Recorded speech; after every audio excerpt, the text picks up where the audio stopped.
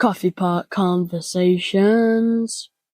Hello and welcome to Coffee Pot Conversations, hosted by An Englishman in Paris. Today's episode, 2.3, Paris Olympics.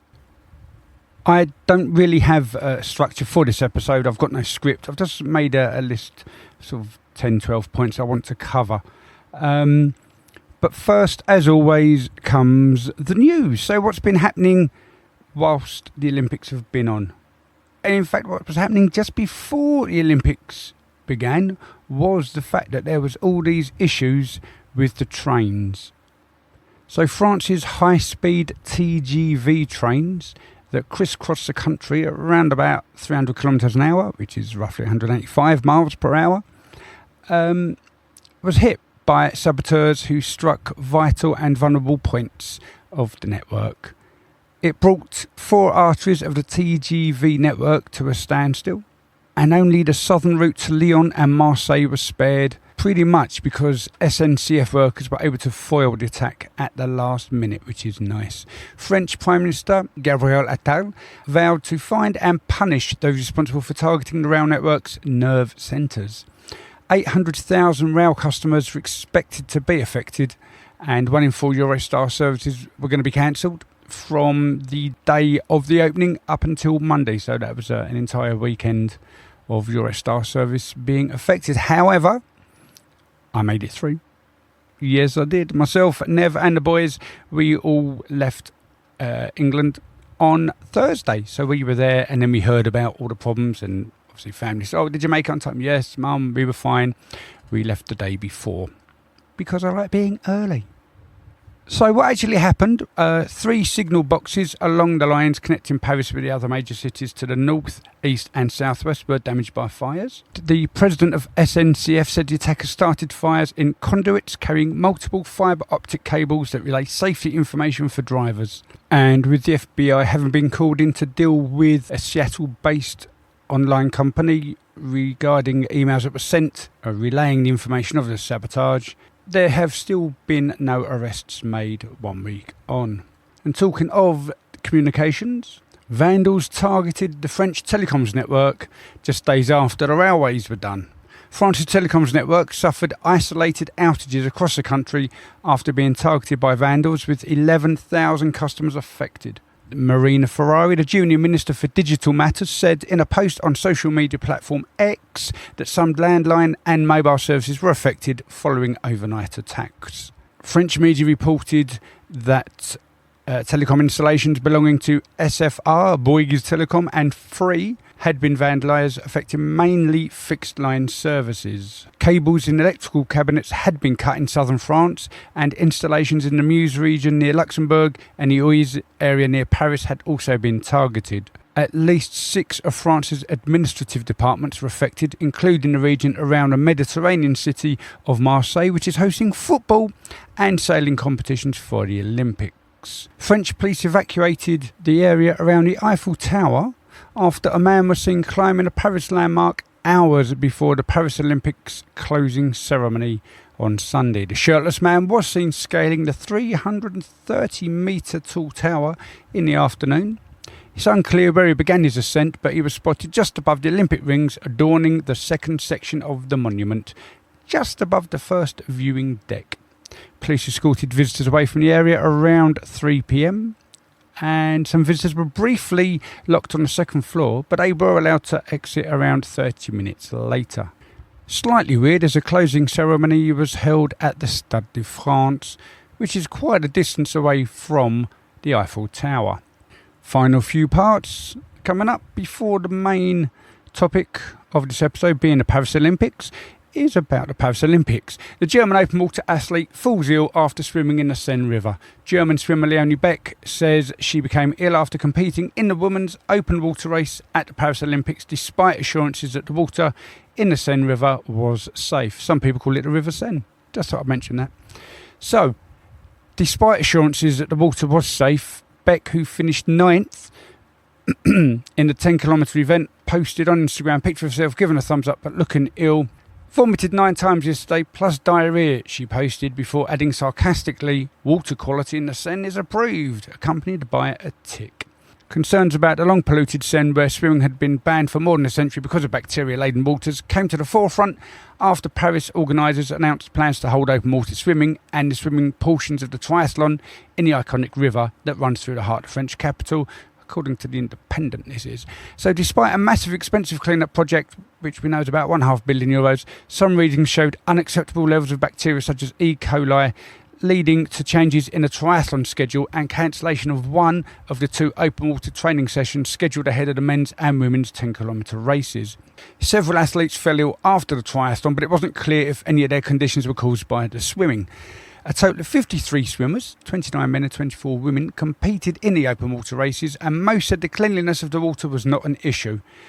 Women's gold medalist Sharon van Rouwendaal of the Netherlands, apologies for any mispronunciations there, says that she actually took a few gulps of the river when she was feeling parched during her race. It was cold, she said. It was nice.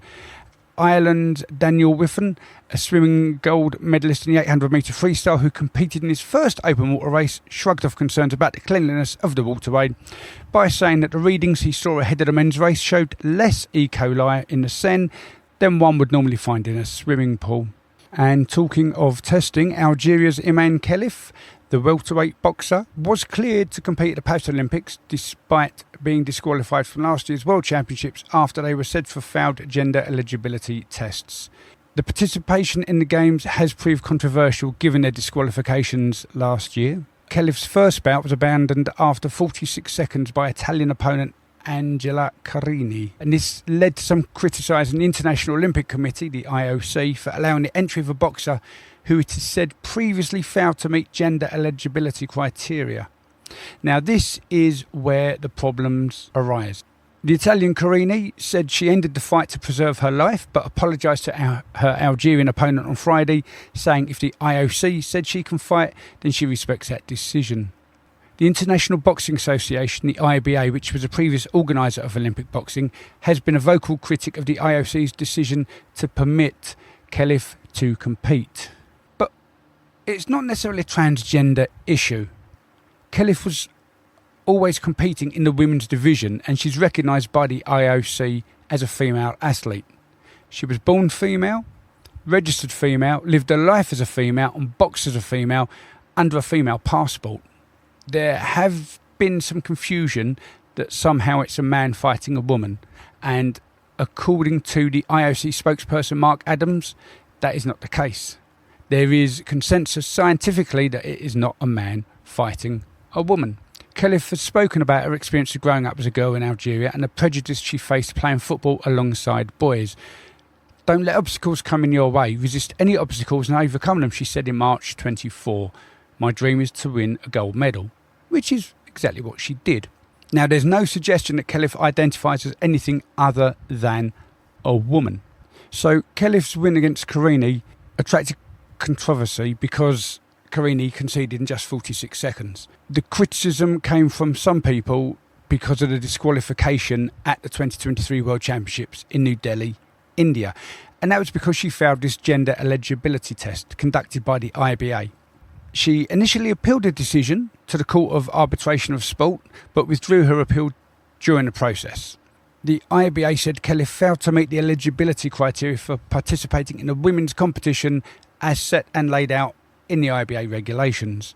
Boxers will compete against boxers of the same gender, meaning women versus women and men versus men, as per the definitions of these rules. The IBA defines a woman, female or a girl as an individual with chromosome XX and men, males or boys, as an individual with chromosome XY. And the IBA denied Khelif's testosterone levels had been tested. In an interview with BBC Sports editor Dan Roan on Thursday, IBA Chief Executive Chris Roberts said that Khelif had tested positive for XY chromosomes. And there were different strands involved in that, and therefore the body could not commit to referring to Khelif as biologically male. He said the unspecified eligibility tests had been conducted as a result of ongoing concerns raised by other fighters, coaches and the IBA's medical committee. But the IOC had raised doubts over the accuracy of the tests. Again, there is no suggestion that Khelif identifies as transgender. Some reports have taken the IBA statement that she has XY chromosomes to speculate they may have differences of sexual development DSD like the runner Caster Semenya. IOC President Thomas Bach told a news conference that this was not a DSD case, but he later issued a correction. He had told journalists at the IOC daily briefing, "We are not talking about a transgender issue here. This is about a woman taking part in a women's competition." The IOC later posted a correction on social media saying Bach did not mean to say it was not a DSD case. He was meant to say this is not a transgender case. In posting their correction, they didn't give any further details on whether this is or is not a DSD case. DSD is a rare condition whereby a person's hormones, genes, or their reproductive organs may be a mix of male and female characteristics, and some of those affected prefer the term intersex, which is an umbrella term used to describe people who are born with biological variations in their sex characteristics that don't fit typical male or female categories. Other sports have rules in place for athletes with DSD whose elevated testosterone levels can lead to increased muscle mass and strength, and the World Athletics, for example, only allows athletes with DSD to compete in female track events if they reduce their testosterone levels. So this is one that will no doubt linger and create further conversations. And this is an issue that will no doubt gain traction within sport and other competitions. And my last piece of news is more about criticism, is according again to The Independent, cringy moves in the white B-girls do-rag prompt questions about Olympic breaking's authenticity. This is sort of to do with, it's a weird one, it's sort of to do with cultural appropriation, because B-girl Nika, legally named Dominika Benovic, wore a do-rag during each of her battles, and they were once worn by enslaved Africans to tie up their hair for work. They're still worn by black people to protect and style their hair. They became a fashionable symbol of black pride in the 60s and 70s, and in the 90s and 2000s they also became a popular element of hip-hop style. But when worn by those who aren't black, do-rags can be seen as cultural appropriation. Now, Benovic is white. Yeah, fairly decent break dancer. But I had issues with watching this and how they were scoring at the Olympics anyway, but that's just from a dance teacher's perspective. The cringy moves relates to the Australian B-girl with the kangaroo dance moves, and it's difficult. It was a debut of breakdancing at the Olympics. Apparently LA don't want it at their 2028 event, and that's fair enough. I can see why they wouldn't want that. Breaking was an event held at a temporary transformation of the iconic public square Place de la Concorde, where also skateboarding, cycling, BMX freestyle and 3-on-3 basketball were also being held. So that's quite exciting. And actually it was, because I went to see basketball 3-on-3. More on that a bit later. So what's the issue surrounding cultural appropriation? This is a difficult situation, because you're either recognising it or you're utilising it for the wrong reasons. And something like dance, I don't know. I don't know. It's a huge issue. It's been going on for years. Do we wear Susie Woo dresses to nightclubs, as a for instance? You know, can we wear knotted hankies on our heads if we're not beer swilling Brits? It's a difficult situation to handle. One which will go on again for years, softly simmering in the background, I suspect. But it's a difficult one to actually know how to deal with. Actor Kevin Fredericks, or K-Fed, responded on Instagram to Benovic donning the headwear by saying it looked weird to see someone who don't need it for protective style or waves to be rocking the do-rag. Yeah, she did win silver. She lost to Japan's B-girl Amy Uasa. And for her part, Benovic has credited the breakers from the 70s in the Bronx, the OGs, who created the dance for her own success and breaking style. The challenge here was for the Olympic organisers to bring in breaking and hip-hop culture to a mass audience, including many viewers who were sceptical about the dance form's addition to the Olympic roster. Others feared the subculture being co-opted by officials, commercialised and put through a rigid judging structure, when the spirit of breaking has been rooted in local communities centred around street battles, cyphers and block parties. Hip-hop was born as a youth culture within black and brown communities in the Bronx as a way to escape strife and socio-economic struggles and make a statement of empowerment at a time when they were labelled as lost, lawless kids by New York politicians. Refugee breaker Maniza Talash, or B-Girl Talash, channeled the rebellious vibe by donning a free Afghan women cape during her pre-qualifier battle. It was a defiant personal statement for a 21-year-old who fled her native Afghanistan to escape Taliban rule. Talash was quickly disqualified for violating the Olympics ban on political statements on the field of play. Both American B-Girls were eliminated in a round-robin phase. It was a blow to the country representing the birthplace of hip-hop in what could be the discipline's only Games appearance. As I said, LA don't really want to bring it back. However, American rapper Snoop Dogg made a grand entrance into the stadium to the soundtrack of Drop It Like It's Hot, prompting cheers and dancing in the stands. I am hip-hop and I do know what hip-hop and breakdancing is supposed to look like, he told Vogue magazine before the Paris Games began. Rapper Ice-T also expressed his excitement over the breaking competition before the battles. This is going to blow the minds of people that haven't seen breaking in a while, he posted on X. All respect to hip-hop. I wasn't particularly impressed with it, not going to lie. So, now, are we ready for my take on the Paris Olympics? Coffee Pot Conversations. So, Paris Olympics 2024, Jeux Olympiques. I'm not even going to attempt that number in French. I have a few things on a list that I'm going to talk about for this episode, all surrounding the Paris Olympics and my trip there. It wasn't just me, it was myself, Nev, and Rory and Jasper. We went as a little family unit, and we left on the Thursday, as I said in the intro, before all the rail disruptions, and we left a few days later on the Wednesday. There are a couple of issues that I'm not going to go into surrounding the trip, but reeling off the list in sort of semi-numeric chronological order, the Eurostar. It was a nice, swift journey. Picked up the tube, got to King's Cross. Right, there was no lift going up, I think. Or was it coming down, coming back? Don't remember. At one point of the journey, there was no lift, and we had luggage. And I mean, like, luggage. It was heavy at this point, and it was only going there. It was a walkthrough. Literally breezed through. Got there, did the tickets, did the security, did the passport, sat down, waited maybe an hour. Bosh, on the train, off we go. There was a seat adjustment, which tends to be the case for me these days. So where I'd booked a table of 4, we were now sitting 2 twos, one behind the other. I had Roy beside me, and Nev had Jasper, who was sitting next to the window in front of us. In front of me, not in front of us. So I had Rory beside me, and Nev had Jasper beside her, and he was sitting next to the window, as was I. So the Eurostar journey, it was fine, it was plain sailing, it was busy, but not horrendously busy. I think there may have been 1 or 2 empty seats, but luggage racks were full up. People with small luggage taking up the luggage racks. Don't do that. Please don't do that. If you've got luggage that you can pick up and put on that overhead shelf, even if you ask someone for help because you can't reach, don't care. Do it. Don't have your little cabin bag taking up space for a heavy suitcase, because that's just wrong. I don't like that. Anyway, so we got to Eurostar terminus at Gare du Nord. As always, underwhelming. It was busy, but Gare du Nord is always busy.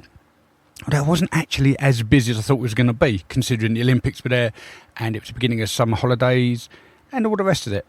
But it was still busy. Walking through to get the ticket that we needed, because first of all we were going to stay out near Saint Denis. I kept saying it was Saint Denis, but after a little bit of research and digging around, it wasn't. It was a place nearby, and I'm just going to quickly tap on my keyboard. No, I'm not. I'm going to go into Google Maps because it's still located there on my phone. If I go into Google Maps and I type in number 43, and it was in what do they call it? Préfit, Marais de Pierrefitte. So it was just outside Saint Denis. It was a tram journey away, which is a lovely tram journey if you are taking that route into Saint Denis. However, if you're taking a different route from Gare du Nord, taking the, I believe we took the H what a beautiful, luxurious feeling train that was. Oh my days, I've not been on a train like that since probably ever. It was what I would imagine first class on an aeroplane to be like, but on a train.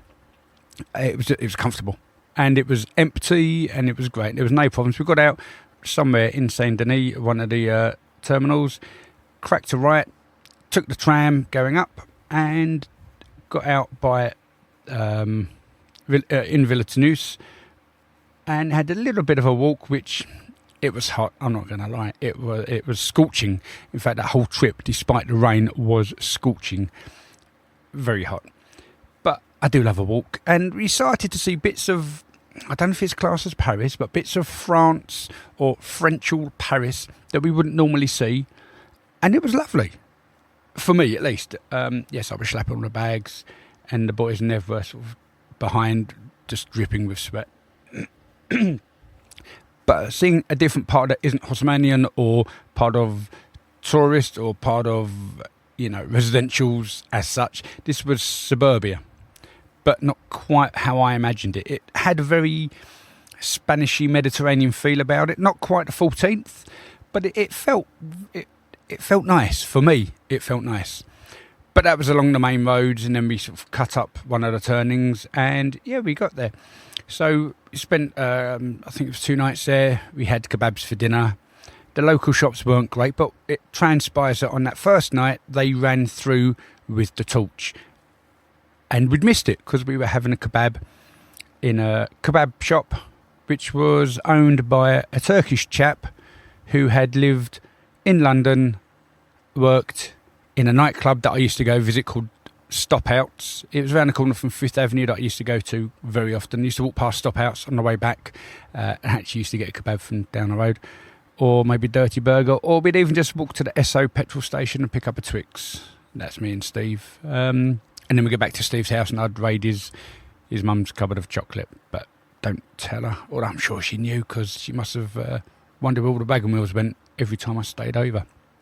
Anyway, that was Pierrefitte, and it wasn't a bad place. I didn't do my boulangerie thing because it just didn't feel right. Secondly, because the second day on the Friday, we went into Saint Denis, and lo and behold, they've got the Olympic torch there. But we didn't realise because things had changed, plans had altered. So we just walked around, went into a creperie, which was, again, it's a beautiful place, lovely food. Didn't really do, as far as I'm aware, Saint Denis. We didn't do the Basilica because it was all shut for the Olympic villages. But we did do the little museum there. And now I'm just going to quickly check to see what the museum was. It was a museum of art and history, Musée d'Art et d'Histoire. And they had their sporty section for that, which was quite nice. But it was also part of a monastery surrounding the Carmelites. And upstairs at the top of that was talk about the commune, which, yep, guess what? It's going to be another episode. So that was on the Friday that we popped in Saint Denis, and then we had the crepe, and then we had a little bit from the boulangerie nearby because it was getting to that awkward time where we didn't know what we were going to do for dinner. So anyway, we caught the tram back. Yep, kebab time. And then we got back and we watched, as we did the night before, a Lupin, which is quite nice. It was, been there. Oh, we're going there. Been there. It was, I've seen it all before anyway, but Roy had seen 1 or 2 episodes, and it was just nice watching that. Then we played Uno, the card game, which just took forever. So that was a Friday. But however, the problem with that is we completely forgot about the actual opening ceremony. That was that. We woke up on a Saturday, took our stuff, and went to a Paris apartment. Not the one written by Lucy Foley. I have to say, Nev is enjoying reading her books.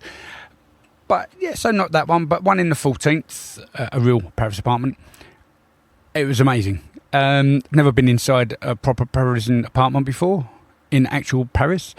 And it was, by all recollection of previous viewings of apartments in Paris, quite a sizable one. It wasn't vast, don't get me wrong. It had the kitchen and a little dining room, living room section area, like a breakfast bar, which would have been the dining room, and then the living room attached to that. And honestly, it wasn't very big. I'm just having a look around my bedroom, probably about the same sort of length, maybe 1.5 of my bedroom, which means nothing, but my bedroom isn't very big.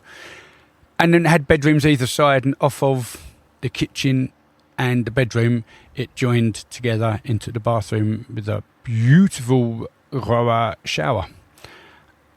And on my days, that was the best shower I've ever had. It had one of those special magic jets where you turn it around and the water shoots out from the top. Oh, I know I like the rainfall ones every so often, but they've got to be the right height. But this one, and it was a proper shower cubicle. Oh, honestly, it was lush.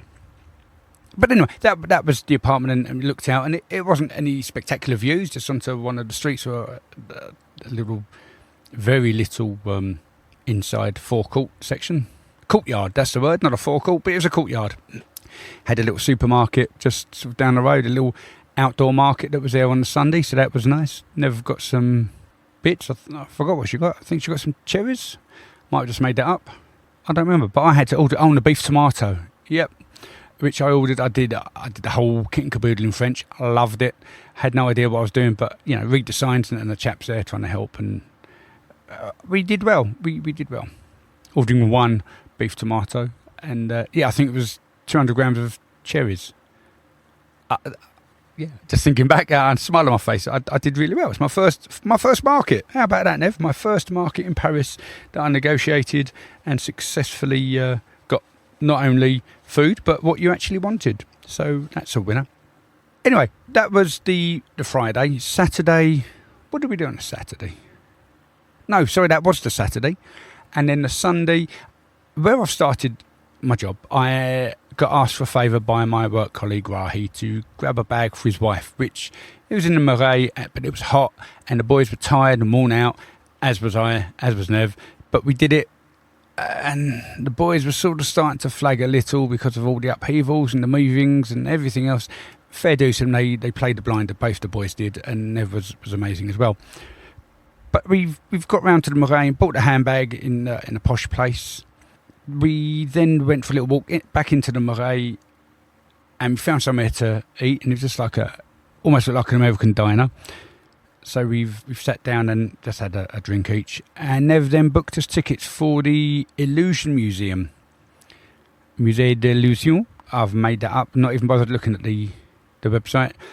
And it's very much similar to the Puzzle Museum where we went to in the Lake District. I went there with the boys first, and the following year we took Nev just to shower. And it was sort of similar, very similar to that. And it was nice. It broke the ice, everyone relaxed, and we all chilled beans. And then back to the apartment. Couldn't get Netflix up for some reason. Just didn't want to know. So I think we just did our own stuff on Sunday night. Just chilled beans and relaxed. Monday, though, beach volleyball, just early start, 9 o'clock event. They wanted you there about an hour and a half beforehand. So we took the 13th from Plaisance, which is where we were staying, to Montparnasse Bienvenue, and then on to Bir Hakeim. Jazz was a little bit unwell, but we got him through it, and we got to the Eiffel Tower, the stadium that they've purposely built temporarily, which housed the beach volleyball, and took to our seats up in the heavens. But oh my days, they were beautiful seats. We looked across, and we were sort of almost touching distance to the Eiffel Tower. Obviously not touching distance, but it was nice. It was good seats. We could see all the play. It wasn't too far away. Didn't make you feel sick. It was a nice rake to the seating. The park itself, a few things slightly perturbed me. One is seeing a Costa Coffee in Paris. I've never seen a Costa Coffee in Paris before, but because Costa are owned by Coca-Cola, as I've mentioned before, and Coca-Cola was supplying the beverages, they had a coffee stand. So who knows what Paris holds for Costa in the future. However, the price of the drinks weren't particularly cheap. It was about €4.50 for, a 40 centilitre beverage? I'm just having a look. Yeah, 40 centilitres. I can tell that because I've got an official Coca-Cola Paris 2024 reusable or returnable cup. The similar cups to the Christmas markets that you buy. but these ones you do get a €2 refund if you hand them back in. They also did different ones for the beer, and there was a special nice flavoured non-alcoholic lemon twist beer, which I don't drink beer as you guys may or may not know, but this one, it was really nice. It was reminiscent of the tequila ones, but without tequila, and instead like a lemon refreshing twist. Desperados, that's the one. So that was quite nice. Anyway, so we watched all that, and we queued up, and then lo and behold, Visa only. That's right, I got Visa. Oh no, I don't have Visa. I got MasterCard. Well, we have a card. No, MasterCard. But it's no MasterCard. I think I've got 9 MasterCards. Luckily, I had my Revolut, which was a Visa, so I was able to do that. Once we'd paid and we started to walk to the venue, the seating, the arena, I did notice a little QR code to do with Visa, whereby you can actually order a Visa Go, which is a temporary preloadable Visa card, and you can use that, which is what I did. So I loaded all my money onto the card for the Olympic venues, because if it's in one, it's going to be in all t'others, and that's what took place. And at the end of the Olympics, I think after the end of the Paralympics, any money left just be refunded to my bank. That's not a problem. But I'd actually like to keep the card because it's got the 2 mascots on it. But it's going to close the account, and then I'm bejiggered. Can't use them anymore, which is a shame. And I think Visa have missed a trick there. Talking of cards, I did order the Navigo cards for the 1 day and 2 day trips, unlimited zones 1 to 5 trips. And I was a little disappointed, a little bit upset, because there was no markings of the Olympics on them. If I'd have done it at the station, I think I would have got Paris 2024 special card. But these ones have come out on a bit of paper instead. I don't know if that's special because I got sent to me via the post or what. Who knows? But they're reusable, rechargeable. So I've now got about 15,000 Navigo cards, and I still use my one with my photo on it, which I'm going to continue to use until 2033, whereby I'm going to attempt to renew it. It just means that I can use the Navigo Liberté where I travel around Paris and pay the following month. Huzzah!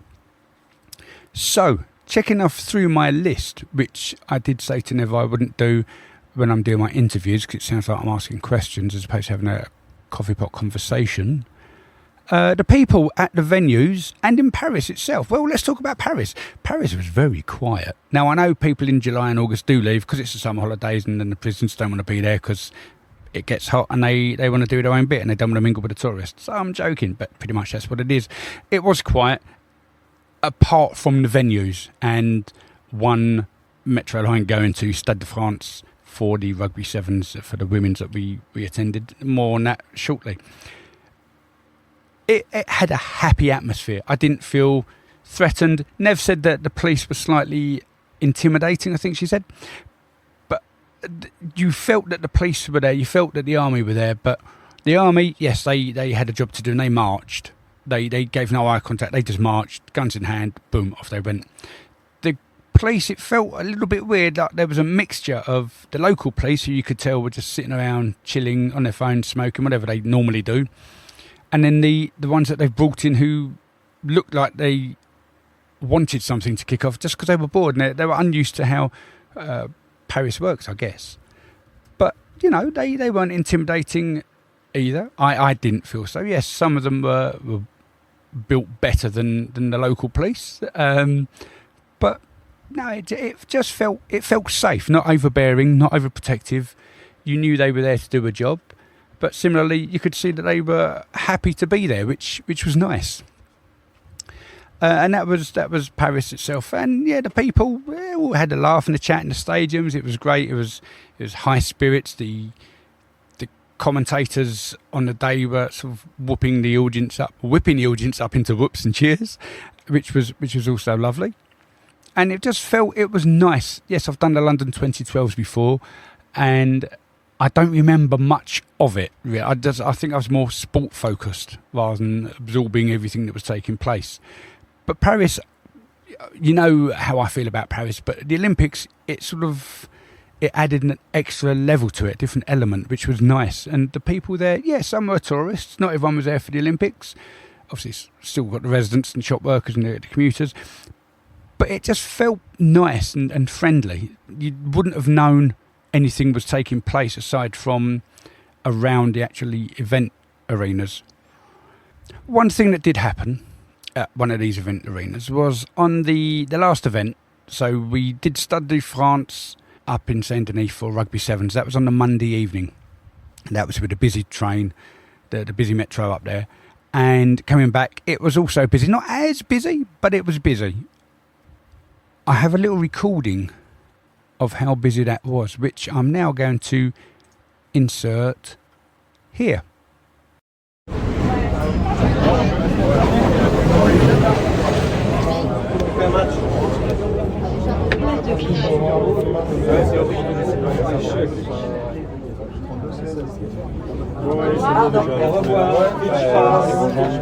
So as you can tell, it was a little bit busy on the metro, but that was not a problem.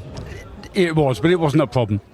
What was a problem was watching basketball 3-on-3 at Place de Concorde. We're up in the gods because ticket prices were even higher than where we were sitting. And I'm going to come back to, I think, to the whole Paris Olympics at a separate time, because there's a lot I want to go over, with the Olympics and everything else surrounding it. I know I covered a little bit in the news, but there are other topics that I want to go over, or I may, thinking about it now, just refer back to them in future episodes and chats and conversations. But on this occasion, myself and Rory, went for a beverage at the 3x3 Place de Concorde. It was still about 40 minutes before the event was scheduled to finish. So we've walked down all the stairs, gone round the corner, and I've spoken to the people on the gate, the marshals, the volunteers, and I don't remember if it was English, French or a mixture. I've asked if we're allowed to go and get drinks and come back, and they said yes. So that was great. So we've walked all the way over to the entrance section where the drinks were being sold, and we got our drinks. We started to make our way back, and it seemed a little bit weird because as we were going, one of the ladies there said, "Oh, if you want to leave, you have to go this way." So great, but we're holding cups and we're going to go get drinks. So I said thanks, and I just walked on, ordered the drinks, started to walk back, and there's a lot of security in a semicircle surrounding where we just left our seats from. I've approached the security guard and said, "We want to go in." "No." I said, but we've got tickets." "No." "Oh." I've then spoken to a marshal. I said, "Look, I need to go back in there." He said, "Okay." And he's walked up to security, and security said, "No." And the marshal, the volunteer, said, "Look, you don't understand. He's got tickets." "No." Okay. So I've then taken Rory and walked around the other side to the entrance for less able-bodied people to enter the arena to spectate. And I've said to the people there, essentially, "Ma copine, mon fils, c'est ici." Which I don't know if that made any sense, but, my girlfriend and my son are here. But they weren't here, but they're over there. So I've then explained it in English, and they've said, "Okay, in you go." Right, but we're now in the other side to where we need to be, in an entrance that we shouldn't have been allowed in. And we've walked, I showed tickets, so it's legit. We've walked through, and we are pretty much ground level with the basketballers playing 3-on-3, which is like, oh my days. I snapped a couple of photos because we weren't meant to be there, and we've made our way back up. That was one of the real only issues regarding the whole Olympics that I had problems with. And I understand the security guard had a job to do, but it might have been nice if they'd have warned us that, you go out, you can't come back. Maybe they didn't know. I don't know. But it was an adventure anyway. And as I said to Rory, what's Paris without an adventure?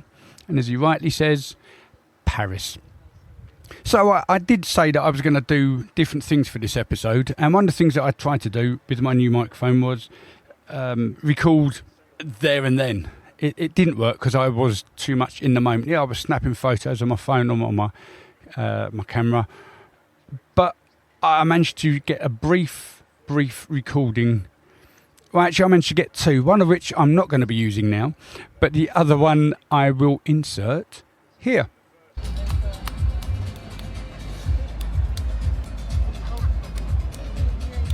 Well, we've got a bit of background music going on. So Rory, here we are, beach volleyball. Yep. Coming up for the ladies.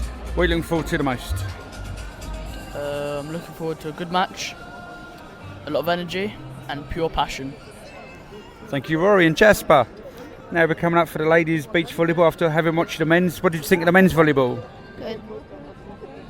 That was amazing. What else did you think? Good. That was great. And how's the weather today? Good. Superb. And they've finished the first section of the beach volleyball, and we're coming up for the second section of volleyball.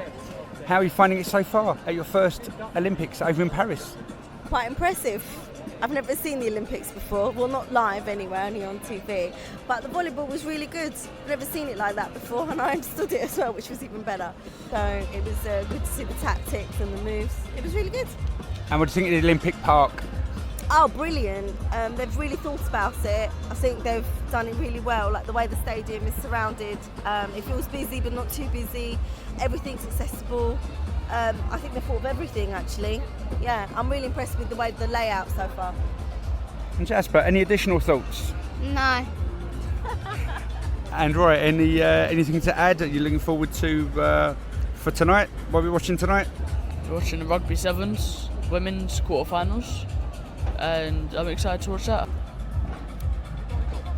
And there we go. That's a view from the seats at Paris 2024 Olympics.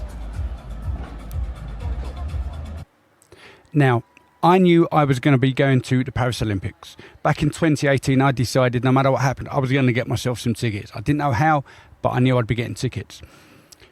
When they were released, obviously I booked them, hence I've gone. And this trip was about me taking the family away for the Paris Olympics. And that's exactly what happened. It wasn't for my blog, it wasn't for my podcast. Yes, I've got material, yes, I've got the special episode, yes, I did a little bit of recording, but it was a spur of the moment, unplanned, and let's have a bit of a break of the routine and stuff. And that was that. But one thing I did notice, two things I noticed. One, as I've written in a blog subsequently, is I don't actually need to go to a boulangerie to get my pain au chocolat, have a cup of tea, sit down, take my books out, do my writing. To do that in Paris, I can literally get a drink, get pain au chocolat, come back to the accommodation that I'm residing in, and do my writing there if need be. That's not a problem. It's just as good. The window open, the shutters wide open, fresh air coming in. Loved it. It was, Paris. And who says I need to sit in a cafe or boulangerie in the mornings? I don't. I really don't. It's not where I am that creates the creativity, but it's where I am. If that makes sense. So that was the first thing. And the second thing was the posh Starbucks in the Opera, because we did something else which I'm going to, again, go over at a later time. It was a family moment. I had arranged it, and that was the surprise, and it was lovely. I enjoyed that. Didn't get as much time as I wanted to do what I wanted to do, but it's one of those things. Again, we'll go over that at a later stage. But we went into the posh Starbucks. The staff were amazing. They were really friendly, really helpful. Yes, it's wrong, but we expect them to speak English, but they did, and they helped, and that was great. And the kids said, well, really, they should speak English. And I tried to explain, if you go to, say, Starbucks in London, what language would you expect them to speak? You'd expect them to speak English. You'd be lucky if they spoke French, Spanish, Italian, Portuguese, Urdu, Swahili, whatever it is. But generally, you'd expect them to speak the language of their land, and the land being France, you'd expect them to speak French. And they did, and they also spoke English. They helped us. It was busy because of where it is, and it was a hot summer's day, so everyone's having all the cold drinks, which we know takes 3 times as long to produce. And as a family unit, we all had cold drinks, and I think Jasper had a cake, carrot cake, I think. Anyway, I sat down and we were chilling on these tables, and the Starbucks itself had a nice central bank for working. Which actually reminds me of the place in the Marais, the sort of the diner place. It had a sign up. in French saying pretty much, the use of computers are prohibited between 12 and 3 and 8 to 11, which I thought was actually quite nice. And I'm of the lucky type where, yes, when I'm in Paris, I'm not working generally. And I very rarely use a laptop in Paris. I use my notebooks, so I'd be allowed to sit there. But the fact I could also now go to Starbucks and Opera and do that would be great. Unless I needed the toilet. And to be honest, their toilets, they were not good. I've been in some bad toilets before. And considering you're in the middle of Paris, or maybe because you're in the middle of Paris, but you're in the middle of Paris, but in this really luxuriously, poshly decorated Starbucks. I know it's a Starbucks, but maybe because it's a Starbucks, you'd expect a certain level of cleanliness. And it just wasn't there. I it sounds wrong. I was disappointed with the lavatory facilities in Starbucks. That's how it is. But that was me, and I never felt the same as well. That was Paris. We did Jardin de Roy for Jasper's steak, and yeah, Rory got to chill out in a bedroom all to himself. Some of the times that we were not out in the hot sweltering heat, and it was nice. It was a lovely 6-day break with my family. Would I do it again? Yes. Would I do things differently? Maybe a little bit differently. But you can't plan and prepare for the heat. As a result, you may end up taking too many clothes and schlepping about big heavy luggage. But apart from that, no, I'd do it all again. I really would. You know how I feel about Paris, and as a result, I'm looking at going back in November. Not necessarily for the November interviews, although that would be pretty cool, but that knocked me for 6 for last season. So I need to work out ways of doing this differently. It may be distance recordings, and I'll need to talk to a few people to see how I get on with that. I'm still waiting to talk to some people over in England to see if they could help me with this distancing. But hey, that's nothing to do with the Paris Olympics. That's to do with the coming up. So, Rory, sing me a song. Oh, sure. No, we can't do that one. Coffee Pot Conversations. That was episode 2.3, Paris Olympics. I'd like to thank Nev for her unwavering support. And I'd like to thank Rory and Jasper for being good boys. I don't really have much else to conclude on this. Did I enjoy the Olympics? Yes. Would I do it again? Yes. Have I mentioned that already? Yes. Am I going back to Paris? Yes. Do you, listener, have anything you wish to say? If you do, email me 2.3 at anenglishmaninparis.blog. If you were at the Olympics, email me parisolympics at anenglishmaninparis.blog. Just get in touch. You know me, I'm happy to. I guess I'd be happy. I'm being honest, no one's ever emailed me. Just be the first. Get your name on the podcast. Huzzah! Like I said, birthdays. Birthday, anenglishmaninparis.blog. Just let me know. I'll pop it in my diary. I could do it every year. I don't care. You never know. It may happen. Someone just email me, please. Anyway, that's the conclusion for episode 2.3. Oh, yes, no. A quick shout out to a friend's husband. He is called Simon. Thank you, because I saw you follow me on Spotify. So thank you for that. Yes, I gave you my card and you went straight on it and you followed. So huge thank you to Simon. You're a superstar. And now it's time for Jasper's jingle. Coming up on Coffee Pot Conversations. We have a few more episodes and then we've got the best bits, 2.10. But I'm going to let you into a little secret. I've pre-recorded some of these episodes. These are ones that should have been used in the last season but weren't. So this is going to be one of those meta things where I've already recorded the whole episode. So I'm just going to put a little bit at the beginning and a little bit at the end with the whole full episode in the middle and be done with that. But then I've also got some new episodes which I haven't recorded yet, although I have recorded one, but mainly just the conversation side. So I've still got the beginnings and the conclusions are coming up. However, we are fast approaching 50 minutes. So just to let you know, I'm still going. We'll have another episode out in 2 weeks. And thank you ever so much for listening. I appreciate each and every one of you. And without you, I would probably still do this. So why not join in and be a part of the party? Thank you very much. Coffee Pot Conversations.